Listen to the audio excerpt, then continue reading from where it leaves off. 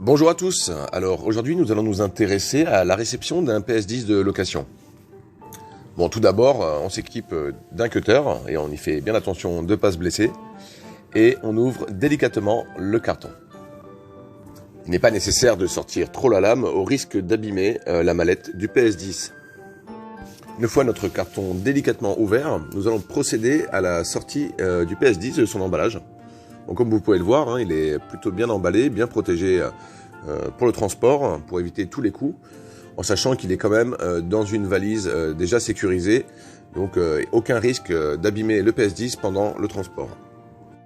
Bon, une fois le PS10 extrait de son emballage, on garde bien sûr le carton et le papier bulle qui nous serviront pour le retour, donc autant éviter de les abîmer.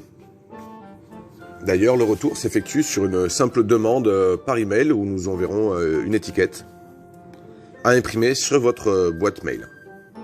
Nous allons maintenant pouvoir procéder à l'ouverture du PS10. Bon, là, il n'y a rien de très compliqué, c'est une valise somme toute assez classique avec 2 leviers à pousser en façade.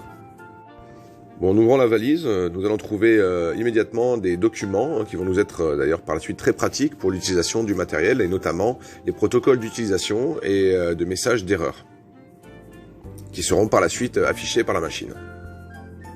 Dans ces documents, nous trouverons également le manuel d'utilisation que je vous invite à lire dès réception du PS10. Ce manuel contient toutes les informations pour une prise en main facile et rapide du PS10. Vous trouverez dans cette valise également des contrats de location à remplir pour un ami ou un proche qui souhaiterait également faire l'acquisition d'un PS10 en location. Dans cette valise, nous allons également trouver des accessoires que vous aurez commandés au préalable sur notre site. Là, en l'occurrence, des plaques de pied. Nous allons également trouver un réotenseur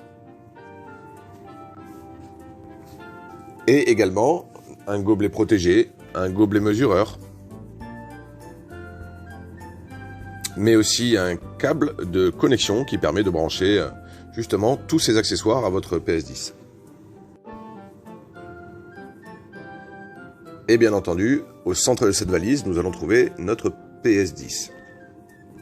Je vous invite à le manipuler avec précaution, car même si c'est du matériel solide, c'est également du matériel de précision. Vous pouvez voir à l'arrière de celui-ci le bouton marche arrêt, ainsi que la prise de chargement. La valise contient également un chargeur. Je tiens d'ailleurs à souligner ici qu'il n'est pas possible de charger le PS10 pendant qu'il est activé. Je vous conseille donc de bien le charger avant son utilisation.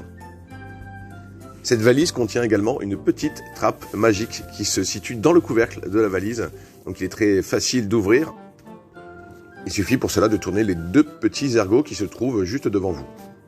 C'est dans ce rabat que l'on place généralement les couvertures, aussi appelées détecteurs tissus. Voilà, nous avons fait le tour de ce que contient une valise PS10. Je vous rappelle que le PS10 est de la marque Rayonex, que vous trouverez plus d'informations sur notre site extrao.fr. Il existe plusieurs modèles de PS10, dont vous pouvez nous contacter directement pour des informations ou vous rapprocher de votre praticien en biorésonance. Si vous cherchez un praticien en biorésonance près de chez vous, je vous invite sur le site praticienrayonex.fr.